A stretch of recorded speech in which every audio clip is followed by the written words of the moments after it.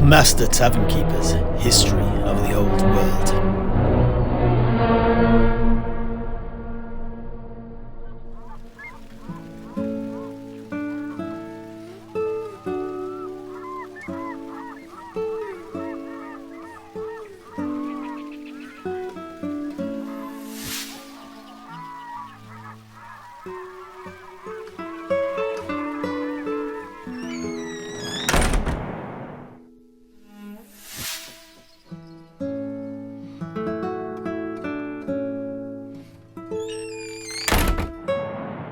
So, the Tileans were approached by the actual flagship of the zombie pirate fleet then. Yeah, they most certainly were. By the gods, I've never heard the like. I could not say if that was an honor or a curse, though. Yeah, well, I have my own opinion on that, but suffice to say, it was a singular experience for sure. One that has had dire consequences for my family since. But at the time, it was the only decision that my grandpapa could have reasonably made. I shall come back to this later, though.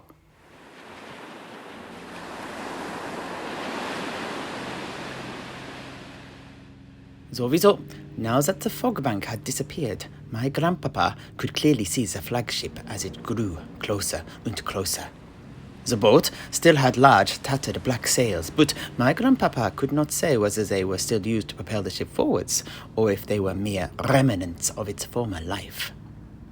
The two mainmasts, those closest to the prow of the vessel, were crowned by a Gothic architrave that joined each to the other. About this, bats flew hither and thither, diving and darting through the ship's rigging in a flurry of activity. This frenetic movement was in stark contrast to the deck zombies who stood limply below, unmoving apart from when a random muscle spasm caused a zombie to twitch involuntarily. At the prow of the boat stood an imposing man in black Balok armor. Large spikes jutted out from his back, creating a diabolical halo that framed the man's head with the semblance of cursed legality. The oncoming boat suddenly weighed anchor and came to a halt a short distance from the Pintolaga, just at the edge of the light being given off by the ship's lanterns.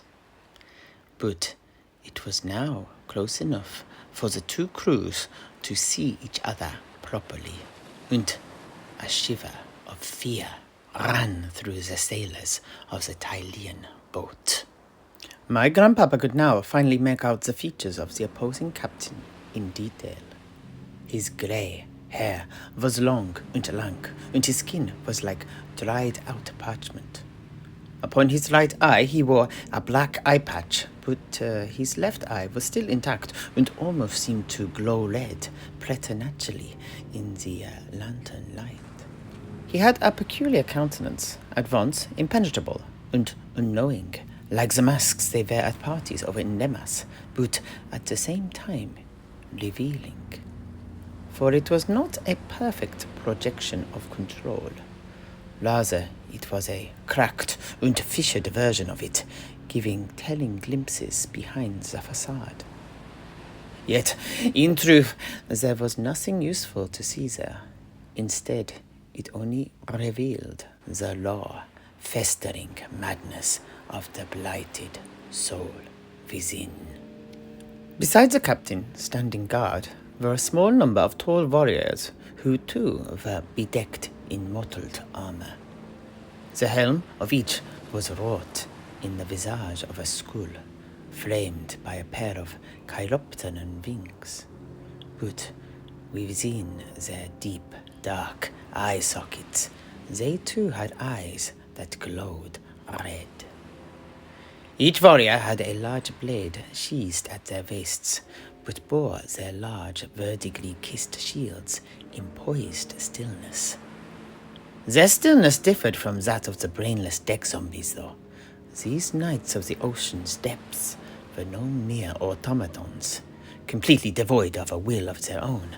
Rather, to my grandpapa, he felt as if they were beasts that were holding all of their ravenous rage and thirst for blood in check, with an iron will and an unbowed sense of honor and duty.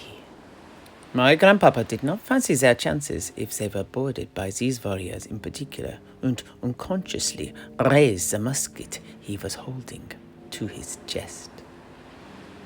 Suddenly, the undead captain called out to my grandpapa. You fought well, dear heart, but this fight is over. You may as well lay down your arms. They can't hurt us. I respect your defiance, truth be told, but defiance must always be smacked down hard, dear heart. And those that do not heed the songs of my sirens. And with this, he gestured to a shoal of ethereal, ghostly wraith maidens that were circling the hull of the boat, their faces hidden by blood-stained cloths. We'll dance instead to the melody of Death Shriek. I'm afraid that your starter is done.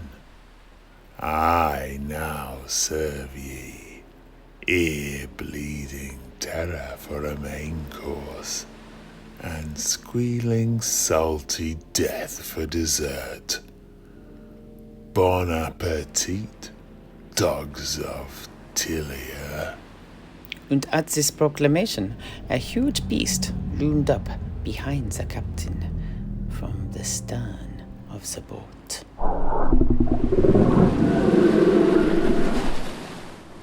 It was all bone and gristle, but in many respects it resembled a gigantic bat. Its undead eyes glowed green with eldritch power, and it began to clamber towards the Tilean boat. My grandpapa raised his musket and was about to give the order for both his men and the cannons below decks to shoot, when suddenly a strained but strangely arresting voice called out, "Mon Capitan!" And a diminutive man in a ragged robe appeared beside the pirate, his sallow features still clinging to life in contrast to everything else aboard the pilot boat.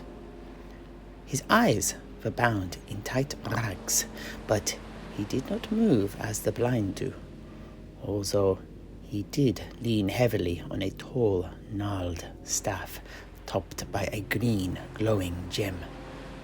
Perhaps a chunk of that Vorpstone stuff the Master Tavern Keeper was telling us about earlier. Well, now that would not surprise me. Mon Capitan, please stop. This one. It is he who awakened the beast from its slumber. What are you saying, Holaloi? This worm-midden piece of man-flesh awakened Amana? This mere man? And at the question, the blind man pointed directly at my grandpapa and nodded. He is marked by it. The winds of magic called forth have left the residue upon him. It was he that opened the entrance to the underground realm and called Amana forth from its ancient sleep. Be wary, but be bold. Generosity pays for itself twofold when investing in new ventures. Get out of my sight. I need only your insight, not your counsel. The man immediately bowed and retreated out of view. The pirate captain then waved an arm towards the undead bat beast, and this also disappeared back into the shadows. The pirate then once more addressed my grandpapa, but this time in an altogether more inviting tone. Parley! Parley! I invoke parley. Stay your cannons and heed my words, dear heart. I spoke hastily. Tit for tat, tit for tat. Let us begin again. I believe an introduction is in order. Who might you be? My grandpapa gave a short introduction to himself, but tried not to give away too much. So a northerner from the Sea of Claws, leading a bunch of seamen from Tilea. Curious, dear heart. And a wielder of magics. Curious and curious. Well, tit for tat, tit for tat. My turn. From a dark place I came, and to a darker place I travel. But on this night, I come bearing a gift for ye, my dear. A gift you'd be wise to accept, and it'll cost you no more than a story to entertain me. But Frederick Lowen of Nordland, first allow me to introduce myself properly. They call me Harken, Luther Harken of I almost remembered it then. I can't recall. At the words of the pilot captain, realization hit my grandpapa like a hammer to the face, and a shiver of ice ran through my grandpapa's spine, for he knew that he had invited doom upon them all. Then he called forth the beast that saved them from the Kraken so many months ago. And now the price must be paid.